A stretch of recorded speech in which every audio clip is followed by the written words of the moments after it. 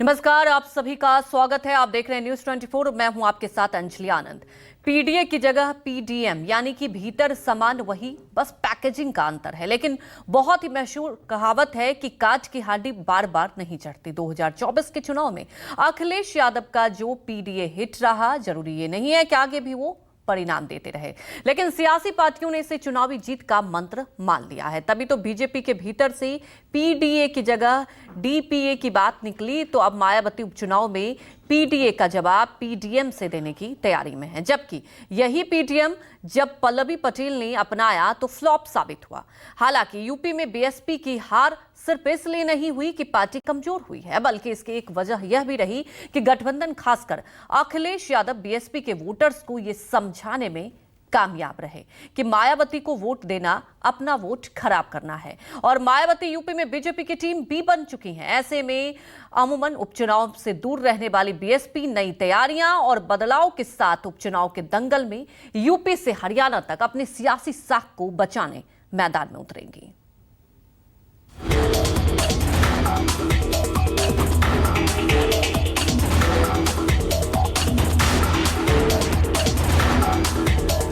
हमने हरियाणा के अंदर आपस में मिलकर के विधानसभा का चुनाव लड़ने का फैसला लिया है। गठबंधन हरियाणा प्रदेश में इस वर्ष होने वाले विधानसभा आम चुनाव में अपना बेहतर रिजल्ट लाएगा तथा अपनी सरकार भी जरूर बनाएगा।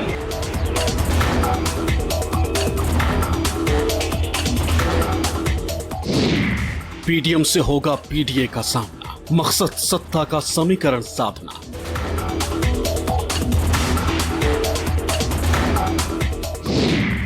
जीरो पर आउट माया का जाल, यूपी में बदल पाएगी हाथी की चाल।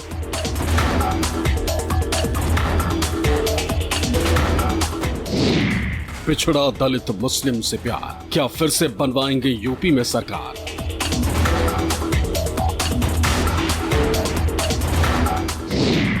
चुनाव में नहीं चला सर्वजन का नारा, इसीलिए मायावती ने किया किनारा।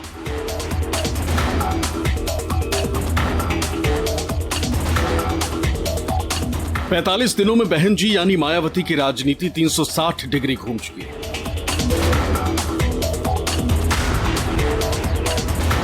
लोकसभा चुनाव में यूपी में जीरो पर बीएसपी आउट हुई तो मायावती की भड़ास मुस्लिम वोटर्स पर निकली और फरमान सुना दिया, आगे मुस्लिम कैंडिडेट को सोच समझकर टिकट देंगे, क्योंकि वोट तो देते नहीं। लोकसभा चुनाव साल 2024 में जिस तरह का बड़ा उलटफेर खासतौर पर उत्तर प्रदेश में देखने को मिला, जहां सपा और कांग्रेस के गठबंधन ने प्रदेश में जोरदार वापसी की, उसको लेकर मायावती अचंभित थीं, क्योंकि उनको यूपी में एक भी सीट पर जीत हासिल नहीं हो पाई। इसी वजह से मायावती ने मुस्लिम वोटर्स को लेकर अपनी प्रतिक्रिया भी दी थी। लेकिन मायावती इस बात को बखूबी समझती हैं कि सिर्फ पिछड़े और दलित उनको यूपी की सत्ता नहीं दिला सकते, और यही वजह है कि मायावती ने अपनी रणनीति में बड़ा बदलाव किया और अब पीडीएम यानी कि पिछड़ा, दलित और मुसलमान की बात हो रही है। मायावती जानती हैं कि अगर उन्होंने पिछड़े और दलित वोटर्स को मना लिया तब भी काम नहीं बनेगा। मुस्लिम वोटर्स की जरूरत उनको पड़ेगी, इसलिए जब यूपी में जिला और विधानसभा कमेटियों का गठन कर रही हैं, तो उसमें पीडीएम को समान रूप से भागीदारी दे रही हैं। पिछड़ा, दलित और मुसलमान अगर ये एक साथ आ जाएं, तो उत्तर प्रदेश में मायावती को सत्ता में वापसी से कोई नहीं रोक सकता। लेकिन सवाल इसी बात का है कि आखिरकार ये एक साथ कैसे आएंगे, क्योंकि उत्तर प्रदेश में मुख्य विपक्षी दल समाजवादी पार्टी ने पीडीए यानी पिछड़ा, दलित और अल्पसंख्यक का फॉर्मूला बना रखा है, जिसका फायदा भी लोकसभा चुनाव में देखने को मिला है, जिसका सबसे बड़ा नुकसान भी मायावती को ही हुआ है। आंकड़ों के जरिए आपको समझाते हैं किस तरह से दलित और पिछड़ा के जनाधार से शुरू हुई बीएसपी पिछड़ती गई। चुनाव दर चुनाव नारे बदले, लेकिन मायावती के हाथी की चाल मध्यम पड़ती गई। 2009 में जब लोकसभा चुनाव हुए थे तो बीएसपी के वोट इंटैक्ट थे। 27.42% वोट मिले, जीती 20 सीटें। लेकिन 2014 में नरेंद्र मोदी की आंधी का असर बीएसपी पर पड़ा। वोट 19.60% हो गए और सीट मिली 0। लेकिन 2019 के चुनाव में समाजवादी पार्टी के साथ गठबंधन किया, वोट लगभग वही रहे, लेकिन सीटें मिली 10। 2024 के चुनाव में इंडिया गठबंधन मायावती को साधने की कोशिश करता रहा, लेकिन मायावती अकेले चुनावों में गई और वोट 10% से ज्यादा घट गया। सिर्फ 9.39% वोट मिले और खाता नहीं खुला। अब विधानसभा चुनाव में बीएसपी के प्रदर्शन को देखते हैं। 2017 में यूपी की सत्ता में बीजेपी काबिज हुई। उस चुनाव में बीएसपी को 22.23% वोट मिले। पार्टी सिर्फ 19 सीटें जीत पाई। लेकिन बीएसपी का सबसे खराब हाल 2022 के विधानसभा चुनाव में हुआ, जब पार्टी को सिर्फ 1 सीट मिली और वोट मिले केवल 12.88%। वैसे मायावती 4 बार यूपी के सीएम रही, लेकिन उनके सोशल इंजीनियरिंग का जादू सिर्फ 2007 में चला, जब उन्होंने दलित ब्राह्मण के गठजोड़ के सहारे सत्ता हासिल की और अपने बल पर 5 साल तक सीएम रही।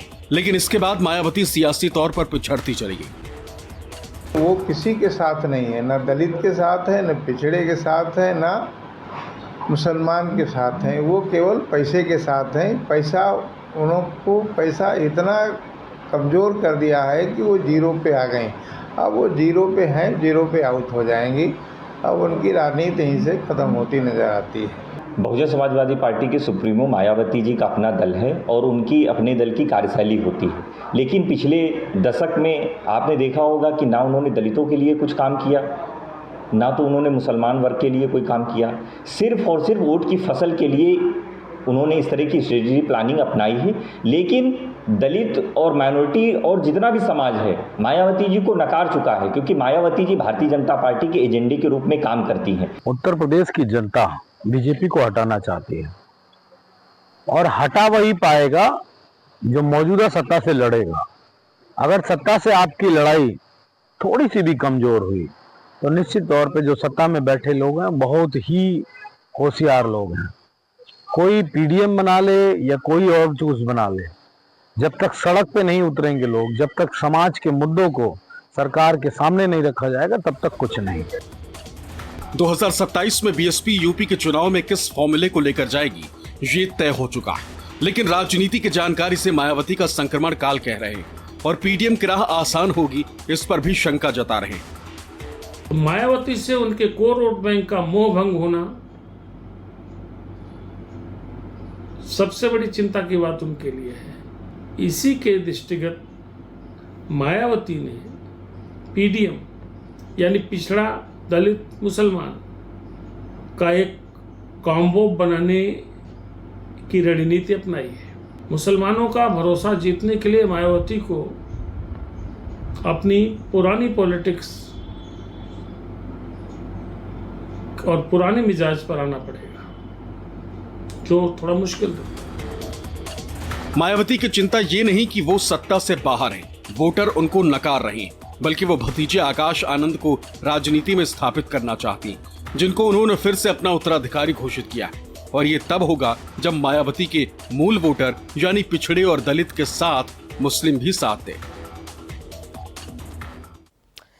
बीएसपी का राजनीतिक आधार पिछड़े और दलित वोटर रहे हैं, लेकिन पिछले कुछ चुनाव में दोनों ने बीएसपी से किनारा किया। वहीं यूपी, जहां कभी अपने बूते बीएसपी ने सत्ता हासिल की थी, अब उसका सिर्फ एक विधायक है और लोकसभा चुनाव में देखिए खाता तक नहीं खुल पाया इस बार। लेकिन अब नए हथियार यानी पीडीएम के साथ ही क्या यह बात बनेगी? विश्लेषकों का मानना है कि मायावती के लिए अब भी राह आसान नहीं होगी। लेकिन क्यों? आखिर इसके पीछे क्या कारण है, पहले वो समझने की कोशिश करते हैं। देखिए, सबसे पहले राहुल और अखिलेश की जोड़ी बनेगी, सबसे बड़ा रोड़ा ये तय है। इसके अलावा क्या जाएगा? पीडीए ने 2024 चुनाव में कमाल किया, पीडीएम की परीक्षा हालांकि अभी होना बाकी है। अब अगर राजनीतिक परिस्थितियों की बात की जाए तो मायावती की राह रोक सकती हैं जिस प्रकार की परिस्थितियां बीएसपी की नजर आती हैं। साथ ही उनका जो वोट बैंक है यानी कि दलित और पिछड़े वोटरों ने भी साथ छोड़ दिया है, तो ऐसे में एकजुटता फिर से इनको अपने पास लाना, अपने पाले में जोड़ना कैसे संभव होगा? 2024 के चुनाव में यूपी में सबसे अहम खबर रही कि बीएसपी का कोर वोट बैंक यानी दलितों का बीएसपी से मोह भंग हो चुका है। गठबंधन की कामयाबी की यह सबसे बड़ी वजह रही। नॉन जाटव का 56%, जबकि जाटवों का 25% वोट इंडिया अलायंस के खाते में गया। वहीं बीएसपी का वोट बैंक फिसलकर जाटवों में 2014 के मुकाबले 68% जो था वो गिरकर 2024 में 44 पर आ गया। नॉन जाटव की बात की जाए 29% से घटकर 15% पर आ गया। इतना बड़ी गिरावट, इतना बड़ा अंतर आया, जबकि 2019 में एसपी बीएसपी ने साथ मिलकर चुनाव लड़ा था और इसलिए 2014 की तुलना इस गिरावट को साफ साफ दर्शा देती है। हालांकि आप जानते हैं कि कभी अकेले दम पर देश के सबसे बड़े सूबे की कमान संभाल चुकी मायावती के लिए एक बार फिर 2027 में सरकार बनाने या पार्टी के रिवाइवल की उम्मीद करने की महत्वाकांक्षा लाजमी है। लेकिन मायावती की इस महत्वाकांक्षा में सबसे बड़ा रोड़ा क्या है वो अब हम आपको दिखाते हैं। देखिए, इस महत्वाकांक्षा को क्या रोक सकता है, बाधाएं क्या है। मायावती अपने अलावा किसी नेता को बर्दाश्त नहीं कर पाती हैं। ये उनके साथ सबसे बड़ा नेगेटिव पॉइंट दिखता है। गठबंधन के साथी ज्यादा दिनों तक साथ नहीं टिकते, उनके ऊपर ये भी आरोप लगते हैं, किसी गठबंधन में रही नहीं। मायावती की छवि गठबंधन तोड़ने वाले नेता की ऐसे में बन गई। बीएसपी का सबसे बड़ा ड्रॉबैक ही दरअसल ये रहा हमेशा से कि पार्टी में मायावती के बाद कोई दूसरा चेहरा कभी स्टैब्लिश नहीं हो पाया। यह आरोप हमेशा लगे कि मायावती ने ऐसा जानबूझकर नहीं होने दिया और इसी का नुकसान पार्टी को झेलना पड़ा है। दूसरी बात, मायावती किसी गठबंधन में कभी टिकी नहीं। उनके शिफ्टिंग यूपीए से लेकर के एनडीए तक हमेशा होती रही है, देश देख चुका है और नतीजा गठबंधन तोड़ने वाले नेता के तौर पर उनकी पहचान स्थापित तो हो गई है। यह एक बड़ा नुकसान का कारण उनके लिए बन जाता है जब आप राष्ट्रव्यापी बात करते हैं या फिर यूपी को देखते हुए। अब उपचुनाव को देखते हुए सबसे अहम फैक्टर की बात हम करते हैं। सबसे अहम फैक्टर है वो जिन पर मायावती ने भरोसा जताया है, यानी कि आकाश आनंद। अपरिपक्व कहकर अधिकार छीने थे, चुनाव परिणाम सामने आए, उसके बाद फिर से पार्टी में बड़ी जिम्मेदारी से मायावती ने उनको नवाज दिया। लेकिन सवाल यह है कि क्या आकाश आनंद की वापसी से फायदा होगा बीएसपी को? आइए वो समझने की कोशिश करते हैं। देखिए, आकाश आनंद कितना बड़ा चेहरा बन पाएंगे इस पर निर्भर करता है। मायावती ने भतीजे को अपना उत्तराधिकारी चुन लिया है, घोषित हो चुका है एक तरीके से। आकाश आनंद की अगर बात की जाए तो खुद को साबित करना होगा। सबसे पहली परीक्षा उनकी यूपी में उपचुनाव को लेकर होगी और उपचुनाव के साथ साथ हरियाणा में भी उनकी परीक्षा होना बाकी है। हालांकि आकाश आनंद तेज तर्रार, काफी वोकल माने जाते हैं, युवा उनके भाषणों से आकर्षित भी होते हैं, लेकिन वक्त कम है, जिम्मेदारी बड़ी। अब ऐसे में इस पहली बड़ी चुनौती से कितना निपट पाएंगे आकाश, ये अभी देखना होगा। लेकिन मायावती के नए सियासी समीकरण यानी पीडीएम को साधने की पहली परीक्षा हरियाणा में होगी, जहां आईएनएलडी के साथ फिर बीएसपी का गठबंधन हुआ है। देखिए कैसे काम करेगा ये। मायावती के पिछड़ा, दलित और मुस्लिम समीकरण की पहली परीक्षा हरियाणा में होगी, जहां उन्होंने इंडियन नेशनल लोकदल के साथ गठबंधन किया। दोनों मिलकर विधानसभा चुनाव में उतरेंगे। बीएसपी 37 सीटों पर चुनाव लड़ेगी तो अभय चौटाला की अगुवाई वाला लोकदल 53 सीटों पर अपने उम्मीदवार उतारेगा। सोशल मीडिया प्लेटफॉर्म एक्स पर मायावती ने इसकी घोषणा की और लिखा, बहुजन समाज पार्टी और इंडियन नेशनल लोकदल यानी आईएनएलडी मिलकर हरियाणा में होने वाले विधानसभा चुनाव में वहां की जन विरोधी पार्टियों को हराकर अपने नए गठबंधन की सरकार बनाने के संकल्प के साथ लड़ेंगे, जिसकी घोषणा मेरे पूरे आशीर्वाद के साथ की गई। चंडीगढ़ में बीएसपी और आईएनएलडी की संयुक्त रूप से गठबंधन की घोषणा की और हुंकार भरी कि न सिर्फ साथ मिलकर चुनाव लड़ेंगे बल्कि हरियाणा में सरकार भी बनाएंगे। अभय चौटाला ने पूर्व सीएम भूपेंद्र हुड्डा को निशाने पर लिया और उन्हें बीजेपी के एजेंट करार दिया। वहीं बीएसपी के राष्ट्रीय संयोजक आकाश आनंद ने कहा कि हरियाणा के लोगों ने सबको मौका देकर देख लिया, अब हमारे गठबंधन को चुनेंगे।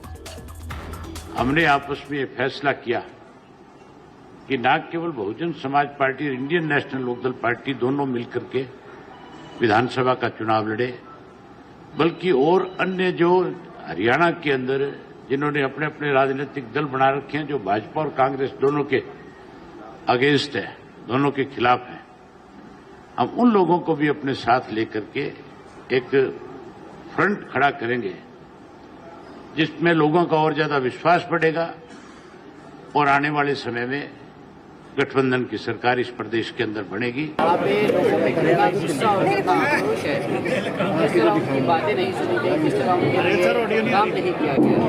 ऐसा चौटाला जी ने बताया, अभय चौटाला जी ने बताया है कि यहाँ पे सरकारों में कितनी कमियां रही, तो उन्हीं मुद्दों को लेके हमें लगता है कि गठबंधन की सरकार यहाँ पर बहुत अच्छा रिजल्ट दे पाएगी। हरियाणा में तीसरी बार आईएनएलडी के साथ बीएसपी का गठबंधन हुआ। इसको लेकर राजनीतिक आरोप प्रत्यारोप शुरू हो गए। मायावती का उत्तराधिकारी बनने के बाद जिस तरह से आकाश आनंद ने हरियाणा में गठबंधन किया है, वो बीएसपी के आने वाले दिनों में राजनीति का संकेत देता है। राजनीति के जानकारों का कहना है कि ये बीएसपी की 2027 में होने वाली यूपी विधानसभा चुनाव के पहले की तैयारी। यूपी में भी बीएसपी गठबंधन का सहारा ले सकती है। जब अस्तित्व बचाने की लड़ाई होती है तो तमाम नैतिकता और नियम कायदे बड़े बड़े लोग भूल जाते हैं, बसपा भी भूल सकती है। जिस तरीके से हरियाणा में उनका गठबंधन हो रहा है, वैसे ही मुझे लगता है कि विधानसभा में एक सीट वाली बसपा को अगर पुराने दिनों की याद आ रही है तो उसे 2027 में किसी न किसी के साथ गठबंधन करना पड़ेगा। कुल मिलाकर कह सकते हैं कि बीएसपी ने खुद को बदलना शुरू कर दिया। वो फिर से अपने खोए हुए जनाधार को पाना चाहती है ताकि वो यूपी में 1.5 दशक के बाद फिर से सत्ता में वापसी कर सके और आकाश आनंद, जिनको मायावती ने अपना उत्तराधिकारी बनाया है, उन्हें नेता के रूप में स्थापित कर सके। लेकिन उसकी ये राह बहुत आसान नहीं दिखती, क्योंकि जिस तरह का ताना बाना राहुल गांधी और अखिलेश की जोड़ी ने बुना है, वो बीएसपी की राह में सबसे बड़ा रोड़ा साबित होगा। 2019 में बीएसपी का बड़ा गठबंधन एसपी के साथ हुआ था। उसके बाद से पार्टी ने कोई बड़ा गठबंधन नहीं किया। 24 के लोकसभा चुनाव में बीएसपी के इंडिया गठबंधन के साथ जाने की चर्चा जरूर हो रही थी, लेकिन